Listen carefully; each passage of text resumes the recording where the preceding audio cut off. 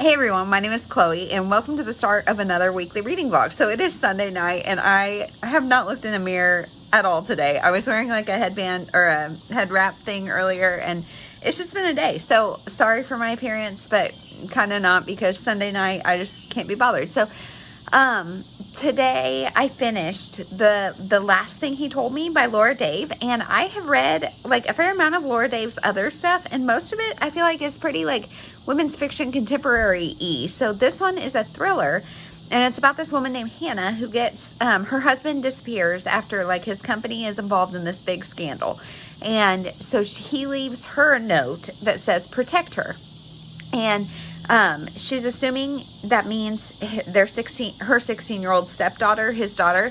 And so she's like, protect her from what? Like, how? What does this mean? Where did you go? And so the rest of the book is her trying to figure out what happened to her husband, as well as like what does she and Bailey, the daughter, need protection from. So I'm giving this 3.5 stars because I don't feel like it was anything super original or like inventive.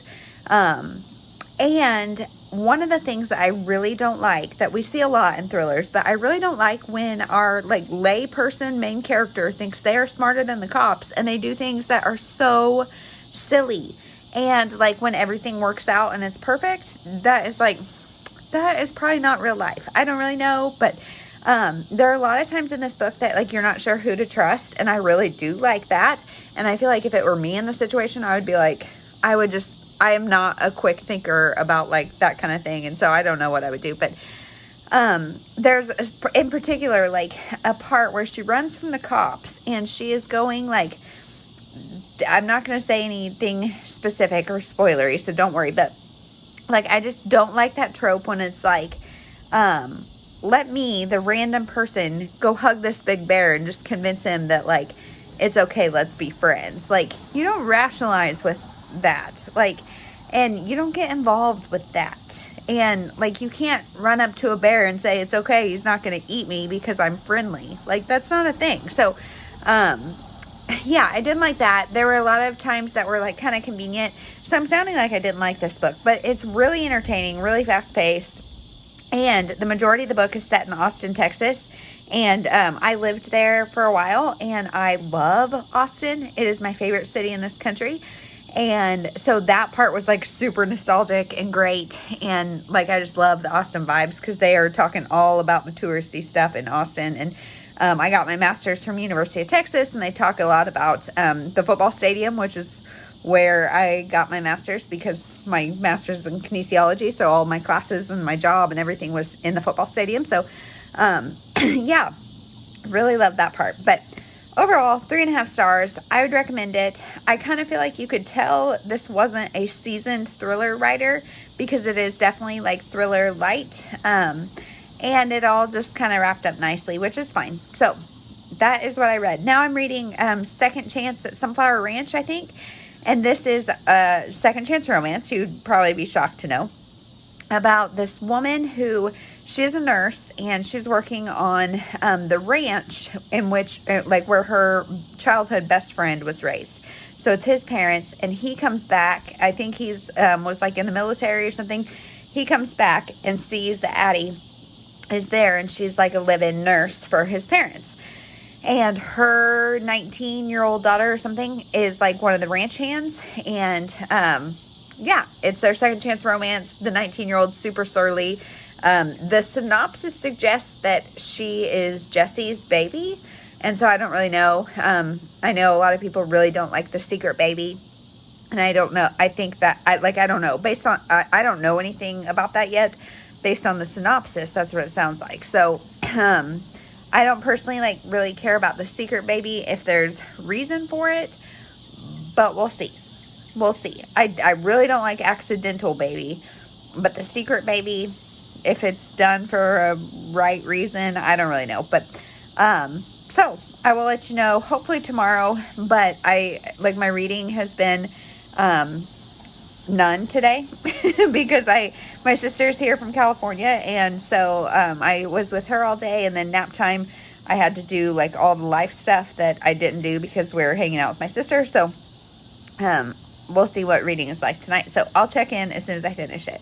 Hey everyone, it is Tuesday, and I have finished Second Chance at Sunflower Ranch by Carolyn Brown. And let me just start by saying Carolyn Brown has a very funny Goodreads author profile. So I would say check her out, and like she just made me laugh reading her author profile. But this book I'm giving 3.5 stars. So it is my all-time favorite trope of first love, second chance.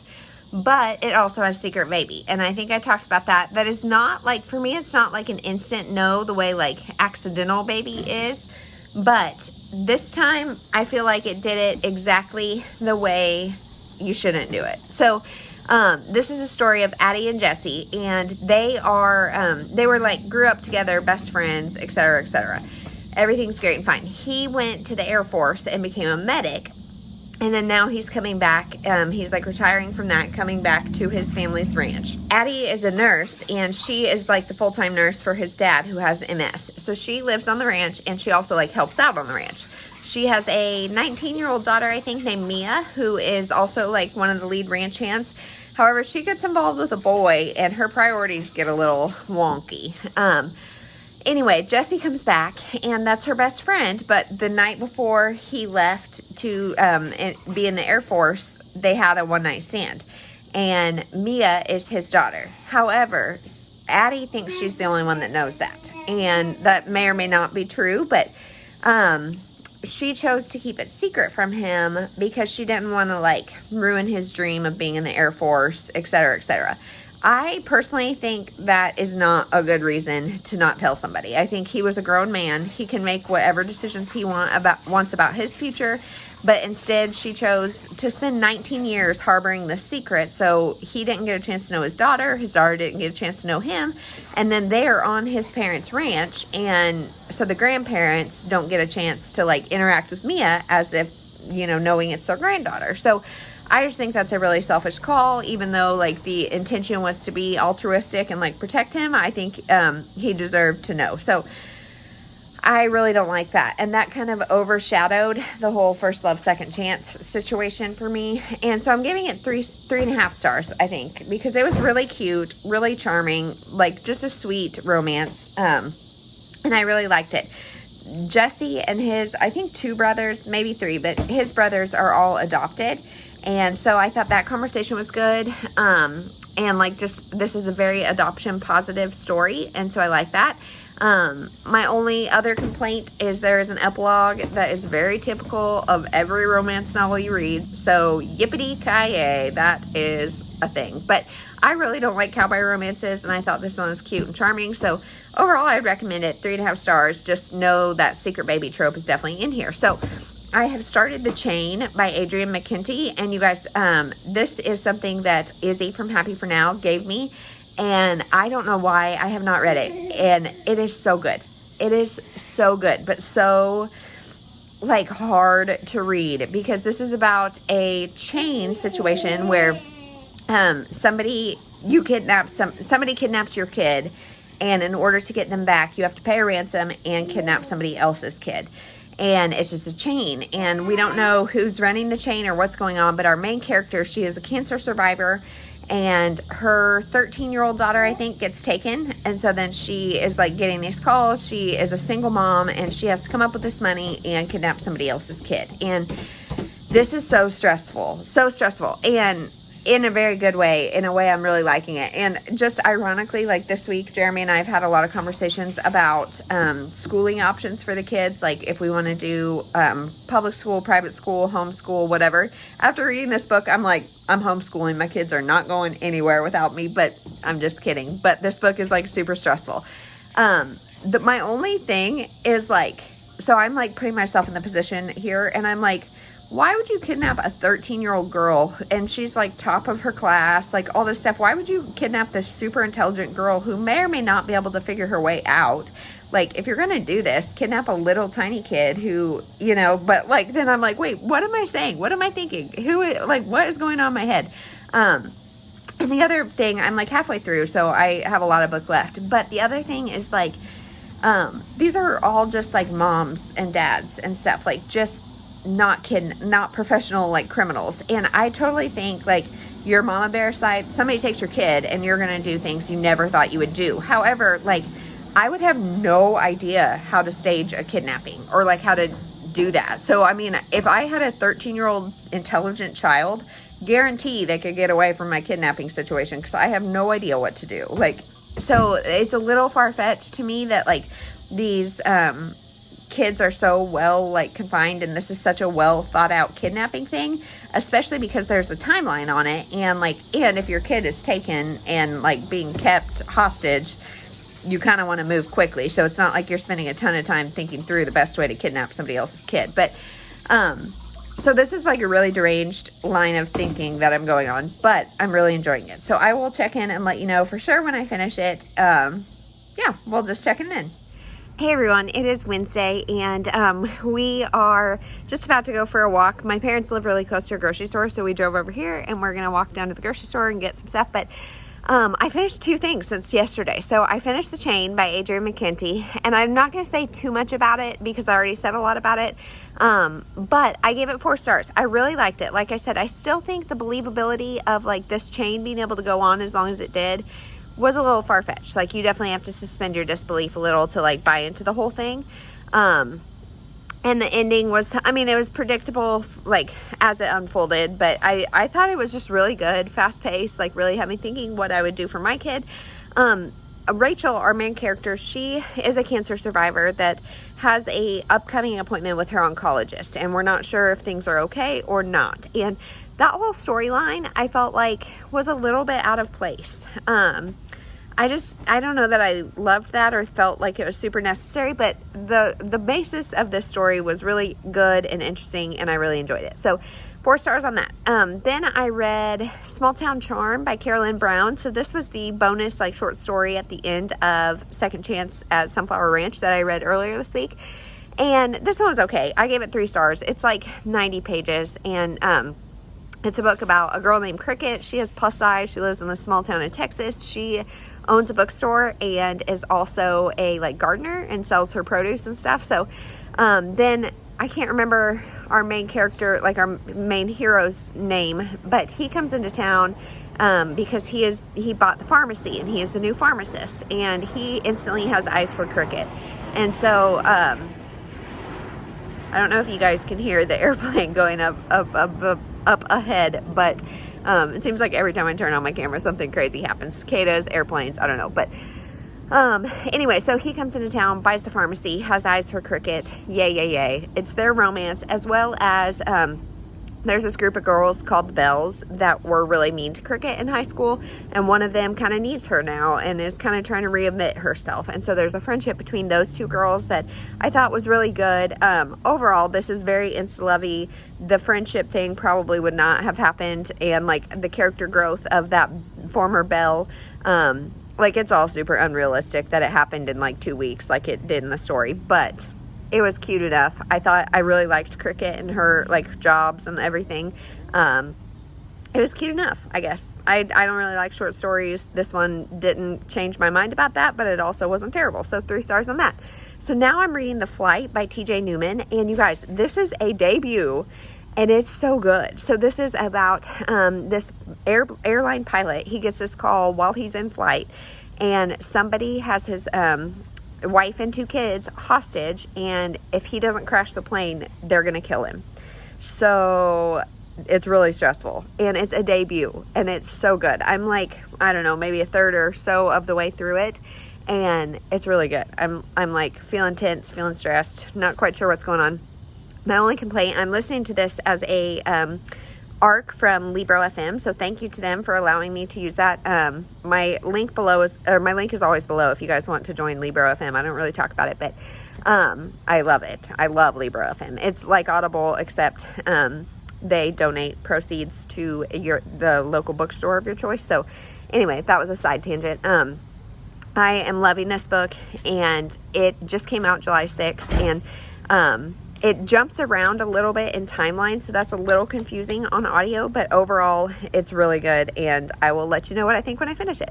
Hey everyone, so change of scenery, we're in the front yard now, but I finished Falling by TJ Newman. I don't even know if I told you guys that I started this. I think I did, but I can't keep track of anything lately. So I read Falling by TJ Newman. So this is a book about a whole would you rather situation, or what would you do, I guess, where a pilot is like 30 minutes into a 5-hour plane ride, and he gets a FaceTime call from a terrorist who has his family, and they're all strapped up with like suicide bombing vests, and he says, crash the plane or your family will die. And so he has to decide what to do. And the terrorist gives them this whole way of doing it and that kind of stuff. But I love these, like, what would you do situations. It's very similar to The Chain, and it had me thinking, like, how would I do this? And the fact that it's a plane ride, like, your clock is ticking. You can't stay up there forever. You don't have time to make a decision. And the person tells him there's one person on board that's helping me, and so you have to figure out who that is. And all the, like, flight attendants, this guy is, I picture him like kind of an older guy. Like, I really got like Sully vibes. If you've seen that movie or read anything about Sully, he is the pilot that landed the plane on the Hudson River. I really got Sully vibes, and like feel that kind of like camaraderie between this man and his flight crew and that kind of stuff. And I really loved that. Like, one of my favorite parts about this book was the good guys were great. The characters were so great. And however, this is a debut, and I was super impressed. Like, the first half had me hooked. I would say, if you're going to try this, the first, like, scene, I think, is way more graphic than the rest of the book. And I don't know why it is that way, because, like, for me, I was almost like, great, I'm not going to like this, because it is, like, gruesome, the first scene. And the first scene is, like, the plane going down. And so, you know, like, it's one of those books where it's like, boom, here's the situation. Okay, now let's backtrack and see why we're here. And it was like way more gruesome. It, like, I saw one review said, like, it started as an R-rated book and then went to PG-13. And that is definitely accurate, I would say. Like, the rest of the book was, I mean, it's really, really tense and stressful, but it wasn't gruesome in the same way. So anyway, I just thought this book was really good. It starts off with a bang. The first half, I would say, like, I was like, this is a debut, what? And then as the book went on, there are some things that, like, jump around that it's like, okay, you can tell this is somebody kind of just getting her feet wet, but it was still so good. I don't mean that as, like, a super critical thing. I just think there's, like, a couple different plot gaps where I was like, what? How did we get from A to B? And it didn't quite add up. Like I said, I was also listening to this on audio, and the time does jump around a little bit, so that's a little confusing.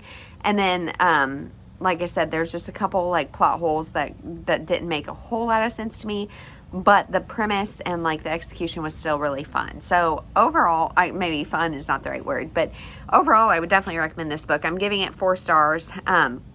The ending was almost a little too cheesy. If you've read this book and know about the ending, let me know what your thoughts are. I think it could have been done a little bit differently to be a little less cheesy, but still good, and still, again, got my mind turning of, like, how would I deal with this situation, and what do you do for your family, how do you save it all? And yeah, it felt too like the bad guys were, like, amateur bad guys, and it was like, I don't know, like, I would be very interested in hearing more, like, Own Voices reviews about this, but overall, I would recommend it. Those are all my thoughts in a very unorganized manner. So next, I'm reading Only for You, I think, by Barb Curtis. And this is a new release that comes out, I think, like July 27th from Forever. And I'm just loving the Forever reads lately. I'm reading a lot from Forever Publishing. But this one is the second in her Sapphire Spring series. And I have the first one on my shelf. I have not read it, which, you guys, is like, this is really taking me out of my comfort zone. But it is a contemporary romance series that I don't think you need to read them in order, and so I'm okay with not doing it that way. But I literally just started. I'm like 5 pages in, have nothing really to say about it. So that is all. I will update. Hopefully I'll finish it tomorrow. I'm, like, kind of on a roll, but I don't know if that'll happen. Tonight is the last night with my sister, so we are going to do some fun stuff. And, like, nap time, I just spent an hour, you guys, like, trying to get kids dentists and doctors and all that kind of stuff lined up. And did you guys know that there is a paint shortage because of COVID? apparently in this area, Sherwin-Williams, they can't keep stock of like a certain sheen or something, the same sheen that our whole house is. So like patching and painting and taking care of the little stuff, it's impossible to get the flippin' paint. And so dealing with that, like, so tonight I might just go to bed and lay in silence. I don't know if I'll read or if I'll just like lay and stare and not think about anything. We'll see. So I'll check in later. Hey everyone, it is Friday and I'm just leaving the doctor's office. I just had a checkup, but I am almost done with Only For You by Barb Curtis, and I'm like 80%, so I'm gonna say all of my thoughts now because I have a lot of thoughts, you guys. I don't think I'd be lying if I said I hated this. Like, this is one of those books that it's like, I'll probably give it a 3-star because the writing style is good and like I can read it easily. Like, I guess I'm entertained, I guess, but like the content, I don't like it all. Like, okay, so this book is about a guy and a girl, or a man and a woman, whatever. They supposedly have been best friends forever. And now his girlfriend or fiance, I think it was like he had a ring, but it was his girlfriend, was on some sort of like bachelor show, or they were on a bachelor show, and she picked the other guy. And so then there's like this whole campaign to have this guy be on season 2. And he is not about that attention. So he's a former Navy guy, and now he's back home running a like some sort of like wildlife shop or something. Like I'm kind of seeing like oh my gosh, what is the name of the big wildlife shop? I have no idea. You guys are probably screaming at me. I can't even think of it. But anyway, running this wildlife shop. And all these women and things are harassing him. Social media is everywhere, etc., etc. So he propositions his best friend, Emily, to fake date him. And so then he can say like, hey, I'm off the market. Leave me alone. That like, this is totally going to work. So she at first is like, no, I'm not going to do that, because she has been pining after him forever and ever and ever and ever. And it's all secret because he has like made it clear that he's not really into it. He's not into relationships, etc. So she says no. Then her grandma is turning 83 and she wants this party and like on this boat or something that he owns. And so he's like, no, I've got it booked that weekend, whatever. And so then she's like, okay, fine, I'll do the fake dating if you let my grandma have the birthday party, if you cancel on the company that you agreed with and let my grandma have this birthday party. So he's like, okay. And let me just say, first of all, like everybody in this book is super selfish and like bratty. I don't like any of them, honestly. And so they start this fake dating relationship. Mind you, he's like mind blown when people start attacking her on the internet.